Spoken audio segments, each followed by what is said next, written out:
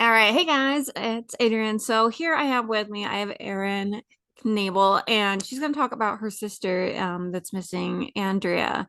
So why don't you just start talking to me about a little bit about Andrea? Who was she? What was she like? Yeah, definitely. Andrea Knable is my big sister. I was actually born on her third birthday. So, Aw. yeah, so we always had a really special bond because of that. So what we've done our whole life is basically it's been like our holiday, right? If either one of us are up at midnight on our birthday, we call each other to be the first person to say happy birthday, or if it's an early night, we call each other early in the morning when we wake up for work, um, to try to be as close to the first person as possible to say happy birthday.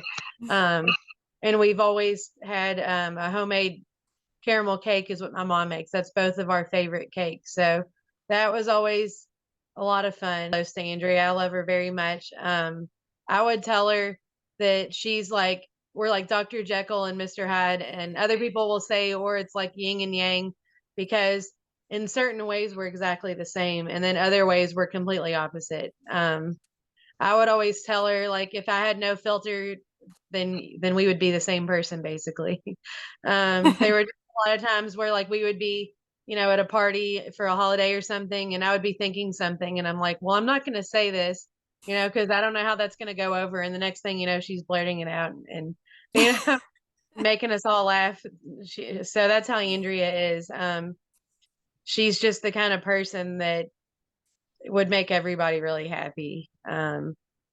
Especially people like me that are kind of more introverted, and sometimes it takes that type of person to bring it out of you, your silliness, and Andrea like could always do that.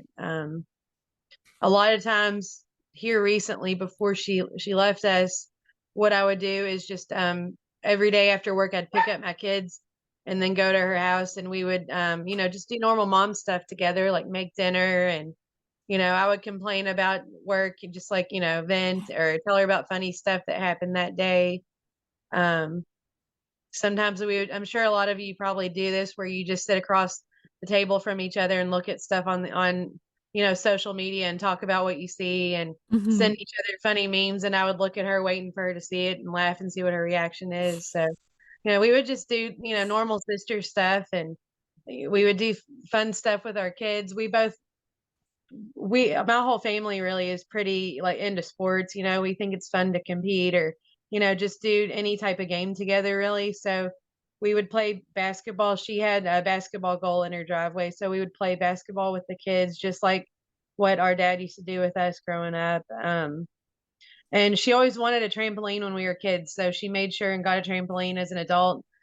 So we would jump on the trampoline with our kids, and that was a lot of fun, like listening to music. And she was the kind of person who, I don't know if you have like a certain friend that comes to mind when you think about like the fun house, where like all the neighborhood kids would go to that house. But that's kind of how her house was, like everybody would be over there jumping on the trampoline and just doing whatever, listening to music and stuff like that. And when it was time for dinner, she wasn't the kind of person that would say, all right, everybody, it's time to go, we're eating. She would make enough for everybody, and treat them all like they were part of the family while they were there. So she was just always a very, very giving and caring person to a fault. She would even help out the neighbors that were not there. Like at one point, she lived in a court. It was basically like a dead end street, and she made it like a little community. I swear, like she had a neighbor, for example, he was a veteran. He was a disabled veteran who was retired. She would bring him a plate of whatever she was making every night for dinner. And she'd even stand out there and talk to him, while the kids played and everything. So it was kind of like he had a new little family, like people that cared about him and checked on him every day. It was great. So that's something I've learned from Andrea, and I've built around me here where I'm living. Um, she was just a very caring person that I learned a lot from.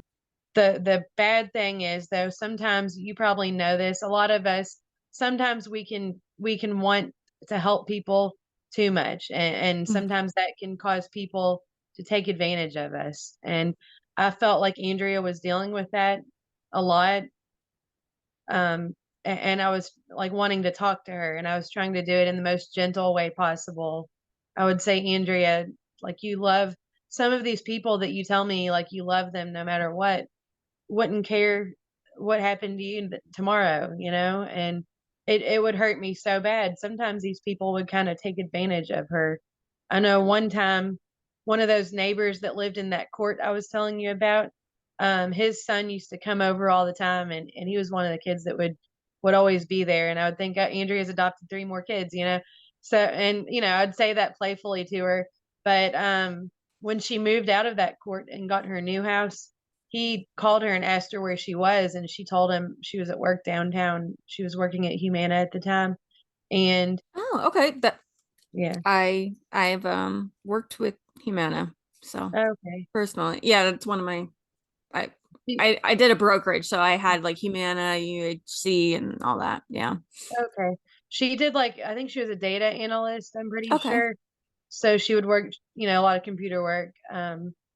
But it was a fun place to work. She worked downtown, and I was working at Mercer at the time in the IT department. So we were just right down the street from each other. We used to go to lunch all the time. It was a lot of fun when Mhm. she worked there. But anyways, this guy who she did would do anything for him, and his son, he went to her new house and stole all the TVs out of her house. So yeah, like, it just didn't make any sense, and it was heartbreaking for me to see that, to see someone that I love being taken advantage like that.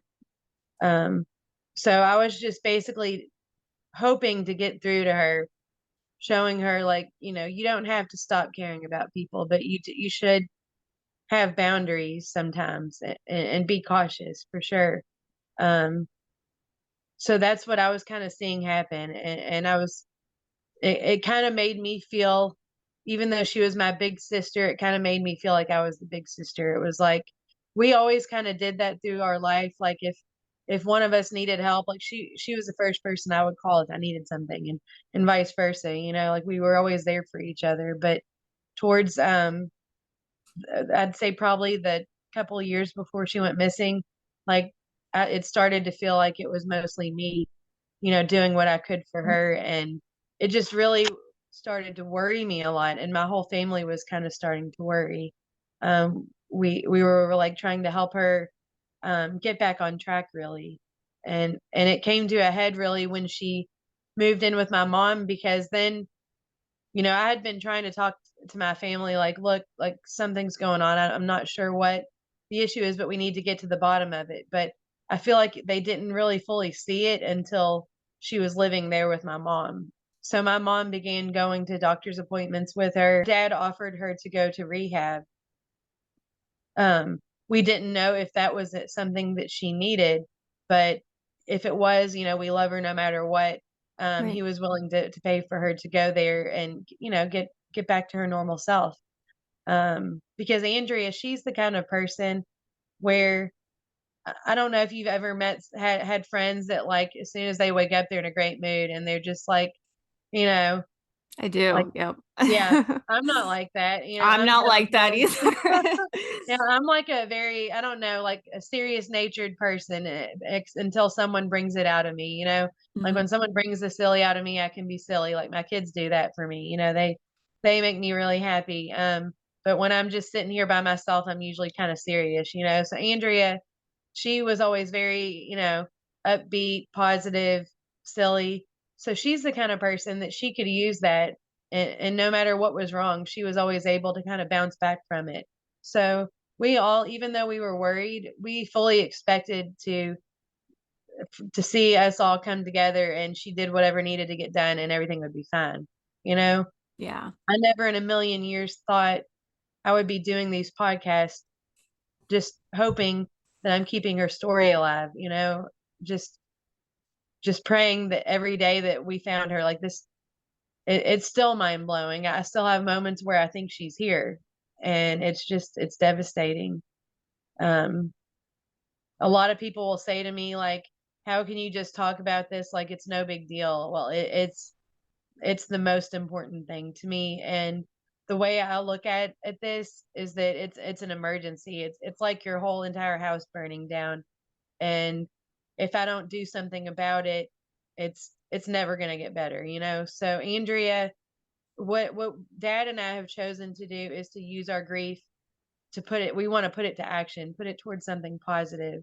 So I'm doing everything I can to just be a voice for her, and the hope that she could still be okay and we can still get her back. That really gives me strength.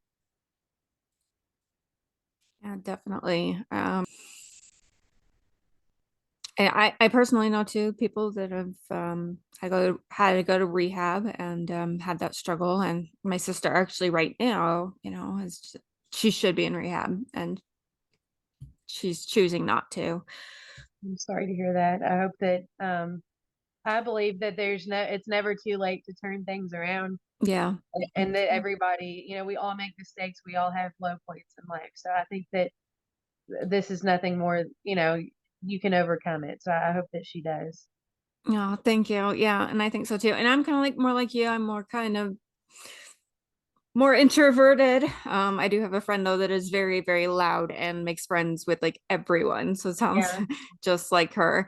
Yeah. Um, but yeah, which the same thing I have to tell my friend. I'm like, you need to be careful about who you're hanging out with and what Mhm. you're doing. And like, I'm like, you can't be doing some of the stuff that you picked up a gun from someone and dropped it off at someone else's house in another state just because she's friends with them. I'm like, Yeah, no, you can't be that's so doing risky. that. Yeah.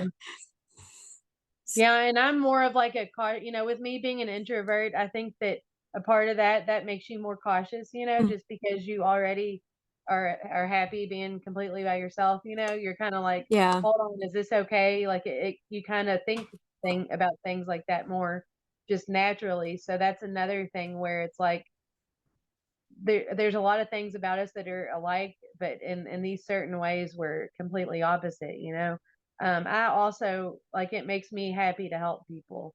I love Me too. children just the same way she does. Like um I have buddies all around here, like neighbors that'll come over, and you know, I'll be going to the grocery, and my neighbor two doors down will be like, "Can I come?" He's 10 years old, and I'm like, "Sure, let's go, buddy." And like I won't even have my kids with me, and I'm just like, "It's fine."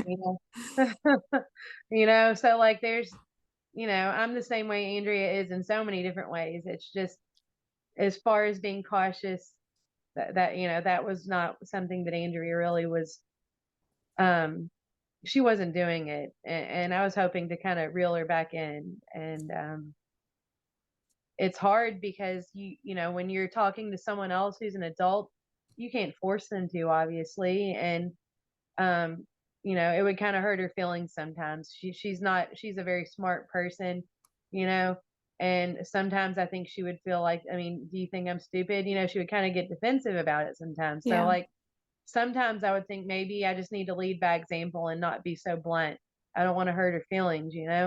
And because she already had, my dad was already offering her rehab. He was being very direct with her about, like, what's going on. We need to fix this. My mom was doing the same thing, like, wanting her to see a therapist. And I knew my little sister, Sarah, who, at the time of Andrea's disappearance, she was actually helping my mom remodel her bathrooms with her fiance. They have a construction business, Okay. so they were also like giving her the hard truths, and it would sometimes cause arguments. Which, in my opinion, there's really no wrong person there. It's just a difficult family situation.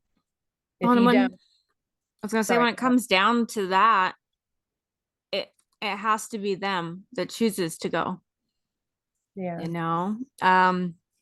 I mean, I've had this talk with my mom too, with my sister. I'm like, because she called me and wanted me to bail her out one time for possession and intent to sell. Yeah, intent to sell. hmm So and I said no. I was like, nope. I'm like, no, I'm not bailing you out. You can deal with it. I didn't bail out my husband's also been through rehab and stuff. So I'm like, I didn't bail him out. I'm not bailing you out. Like, no, you got to deal with it. And my mom's on her butt all the time, and I'm just like, she has to want to do it. Mhm. And when she does, she'll come to you. There's only so much you can do. And the thing is when you have people that are just pushing, pushing, pushing, and they don't want that other person doesn't want to do it, then they're not going to come to you when they think that they are ready, Yeah, you that's know? true. Like, you don't want to break that bond and or hurt their feelings to where they feel like they can't come to you. I agree with that.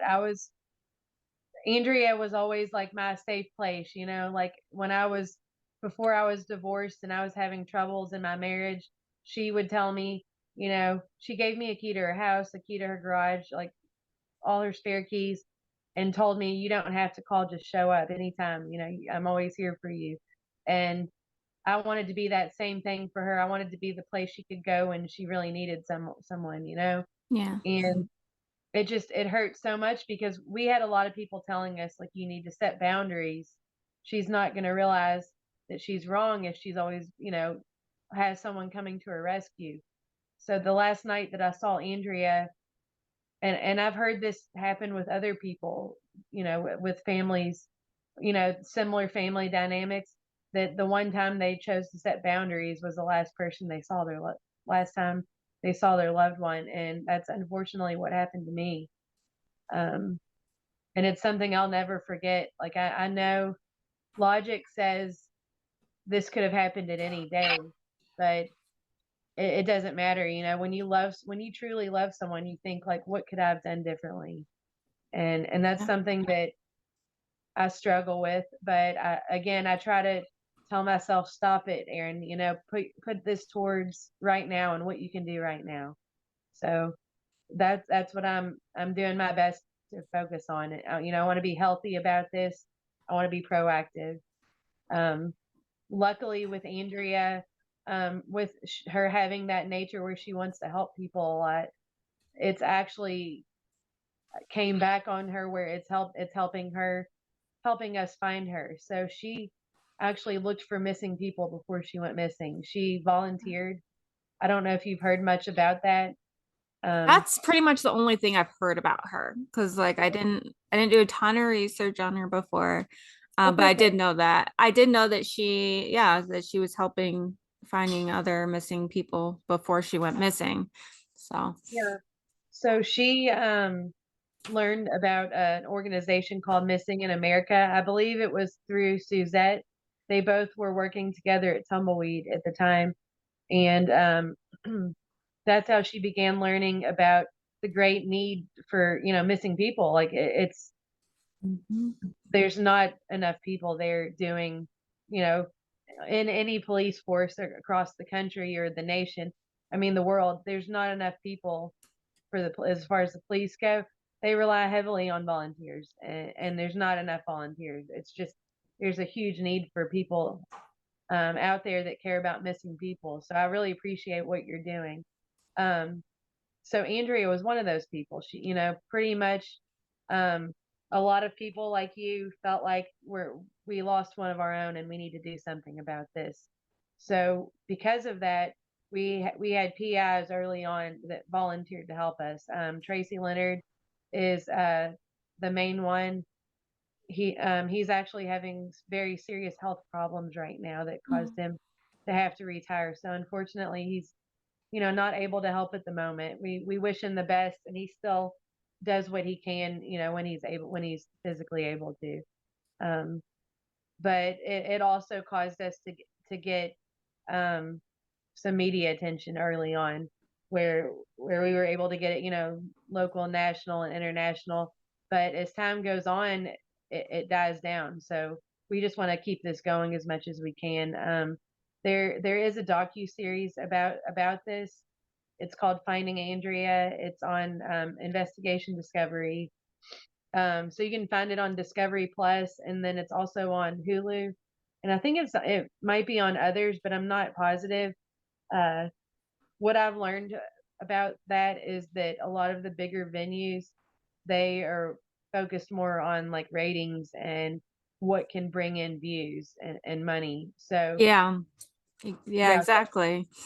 so if they feel like the story is not exciting enough, they're gonna do things purposely to like spice it up, even if it's at the expense of Andrea or at the expense Mhm. of us. So we've seen a lot of that happen with the bigger venues. And then as far as the local news, I think that they have good intent, or really any of the news, but sometimes I feel like they're pressured to hurry up and get it out there. So sometimes they get stuff wrong. The people that I've found that really put in the effort to get it right and that really truly care are people like you that are doing these podcasts and these videos. So again, thank you so much for everything. Like this means the world to me. And the way Oh, I feel about it is I don't care if 50 people see it or thousands of people see it. Every time a new person. So yeah, I'm forever grateful for this. And if I try to, give back as much as I can and help other missing people. So, I'm wanting to join, join what you're doing basically and do what I can, in honor of Andrea. definitely. So what do you know about the day that she went missing? I was the last known person to see her. Um, so let's see. Usually when we talk about the timeline of events, we start at around dinner time at my mom's house. So Andrea told me about this when she came to my house that night. She was sitting at the dinner table. My mom had brought Chinese food over. Um, so what was happening basically is that my little sister and, excuse me, her fiance Ethan, they live in Lexington. They have a house there they've lived at for maybe at least over a decade. I'm not really sure how long. Um, but they were temporarily living there at my mother's house while the renovation was happening. Okay. Um, Andrea was staying there. That was her home at the time. My mom, since the bathrooms, a lot of the times the bathrooms were not working because of the renovations. So what my mom would do was she would come home in the evenings after work, and usually she'd bring over some kind of dinner or groceries or something and make dinner. She'd get together clothes or whatever she needed, and then she would go stay at her best friend's house. So my mom was not staying there, at nighttime, but she would come through and check on things every evening. Um, so they were sitting at the dinner table, and I think they got on the topic of, Andrea and what she's doing right now. And they were saying like, I can see, I think my mom was saying like, I can see that you're doing some things, you're making an effort, but you're also doing things that's kind of sabotaging you and setting you back at the same time and kind of being critical of her. I mean, my mom is the kind of person where when she sees one of us not doing good, it makes her very anxious. It's kind of like she'll have the feeling like if what if I get in a crash tomorrow and I die? Like, what would happen to you? So it just really it freaks her out. Like she loves us to death. There's nothing that she'd rather do than help us, but it does scare her when she knows that we're 100% relying on her. So sometimes even though she means well, she can kind of come off as kind of sarcastic. And I think that's what like sparked an argument. And so it caused them to kind of argue. And Sarah, this is a normal thing in our family. Sarah took my mom's side. That's what we do. Like if there's somebody else in the room, you're gonna weigh in and say what you think. So then Andrea, it kind of caused her to feel like she was being ganged up on. She got upset and went upstairs to her room and just kind of cooled off and stuff, I guess, basically. So they finished eating dinner. My mom left.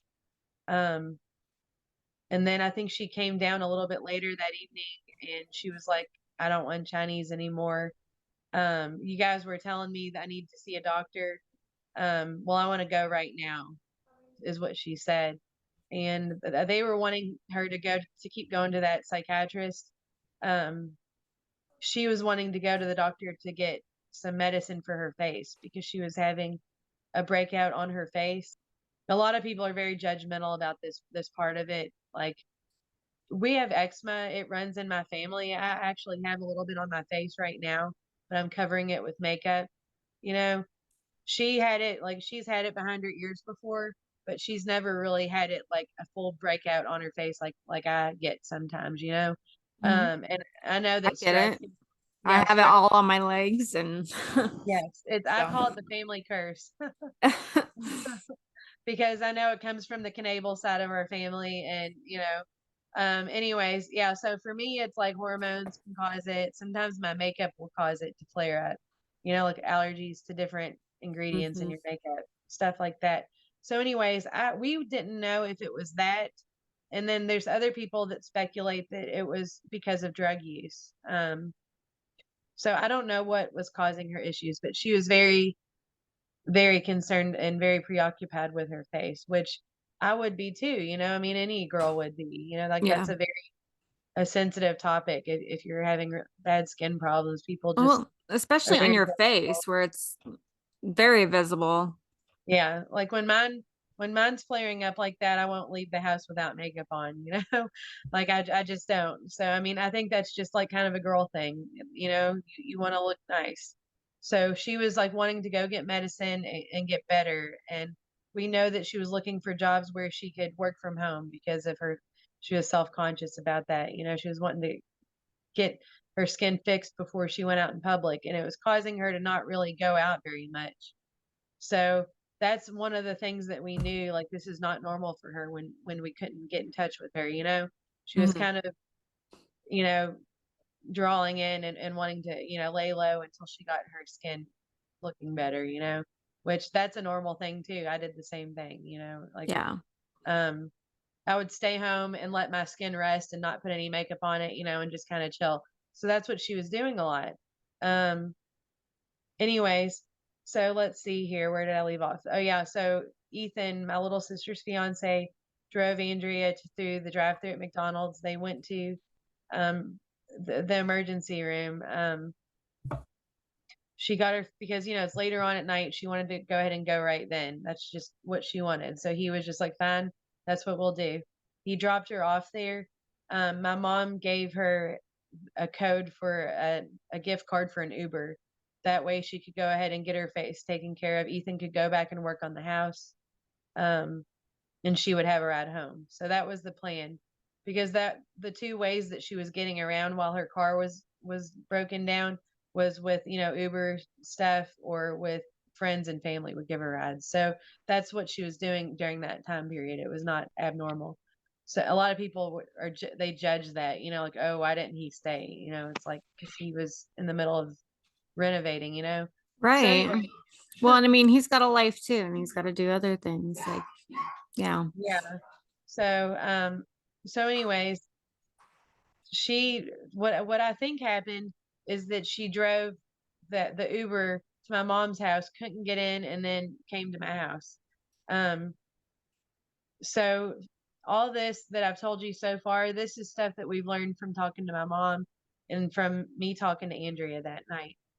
So right now I'm going to tell you about, her getting to my house. This is everything that I saw with my own eyes. So how my day went that day, I was kind of just feeling stressed out just about stuff completely, just normal everyday stuff unrelated to anything about Andrea. Hmm. And I'm a millennial, but I'm like an older millennial. So like I was around I didn't even have an iPhone, or not an iPhone, but a smartphone until I was probably 25, just because I saw everybody with their noses in their phone and I was just like, I don't want any part of that, like I want to be in reality most of the time. So I'm for a just long gonna enjoy and play outside, okay? yeah. Yeah, so for a long time, like even as an adult, I didn't have like a smartphone, okay? That's the kind of person that I am. So like sometimes I would take a break from my phone and from any electronics and just, hang out with my kids and, my friends or, Hmm. whatever is happening right in front of me. So that's like a thing that I would do, especially if I was, a little bit stressed out. I would just, so I had my phone sitting on the kitchen table for most of that evening after I got off work. I had my kids there with me. I felt like, if it's something urgent, I'll find out about it. My kids are okay. There's nothing to worry about at the moment. So my kids were in the living room relaxing. I had them laying down watching a movie because it was starting to get late. Um, And my bathrooms, this is a coincidence, but I had some pipes that were leaking and it was causing water damage. Oh. So I had some stuff going on upstairs where it was pretty much fixed, but the walls were not completely put up. And so I didn't want my kids sleeping up there, or like for Mhm. anybody to be up there for very long until all that was done because I felt like that was a safe thing to do. My youngest son was 2 at the time. So we were sleeping down here. We would just go upstairs and use whatever in the bathroom and come directly back down here.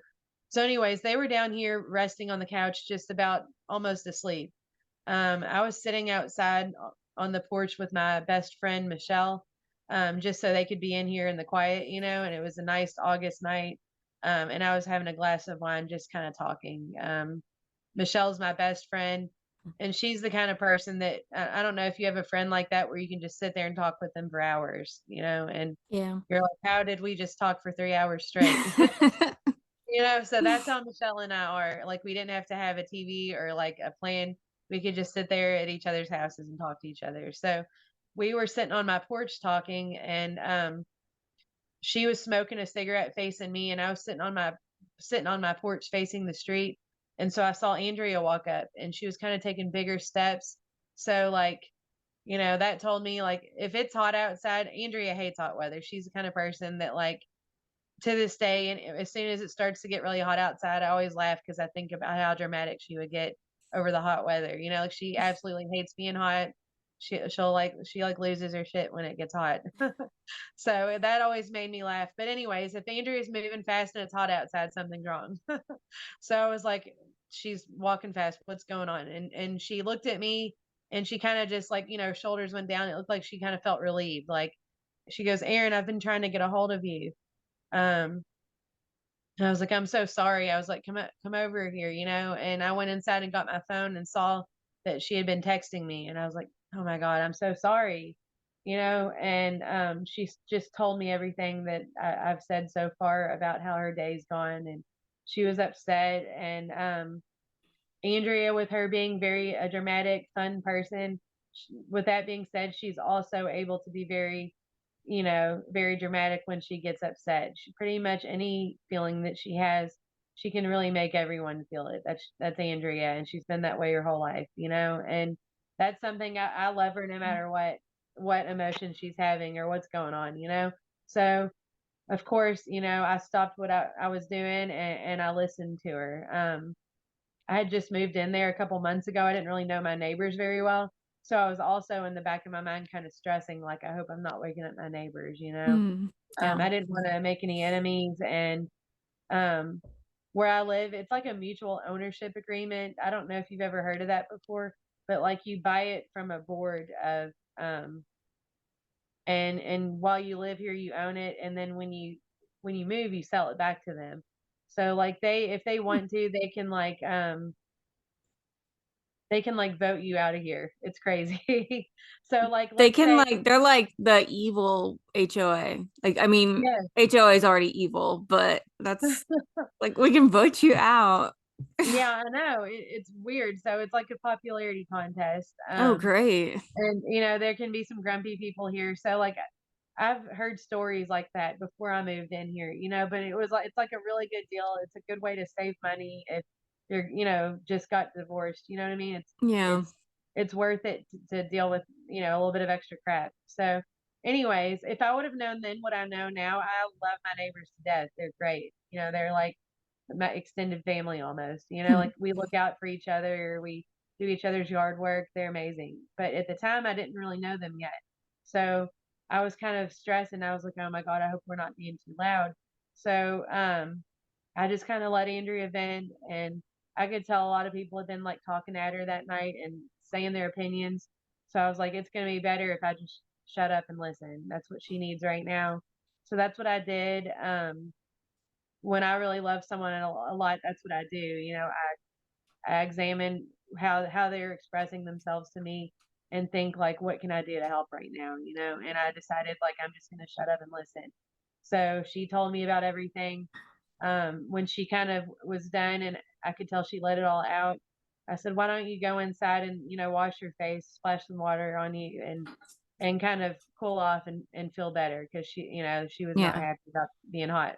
Stairs, washed her face off, and then she came down here in my living room and sat on the floor and just quietly watched TV because by this time the kids had already fallen asleep. Um, and my worries were like, I love Andrea to death, and if it was just her, she would be welcome to be here forever. But I was just worried that with my family, or not my family, sorry, with her, the friends that she had, I was nervous about going to work the next day and having, different people that she was friends with coming and going at my house because that was one of the arguments was like different people were coming over, like a lot of different people showing up at my Okay. mom's house. And so I was like, I Don't feel just got comfortable. yeah, like literally just got this place. I don't know my neighbors. This is my safe place for my to raise my children.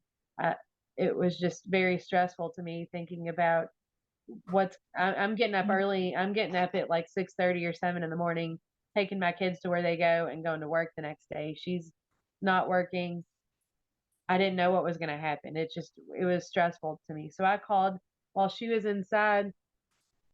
I called my parents and they both told me, just tell her to go back home and go to sleep and rest it off. And I would say like, well, she can't get in right now. And we all said, well, we'll call and make sure she gets in. Um, so I drove her home while my friend Michelle sat with my kids for a few minutes. I came back. Michelle left. I went to sleep. Um, I just curled up on the couch next to my kids. I had a pretty good sized couch at the time. So then I don't know how much time passed, but I heard a knock on my back door, and this is probably the worst. This is the part that is just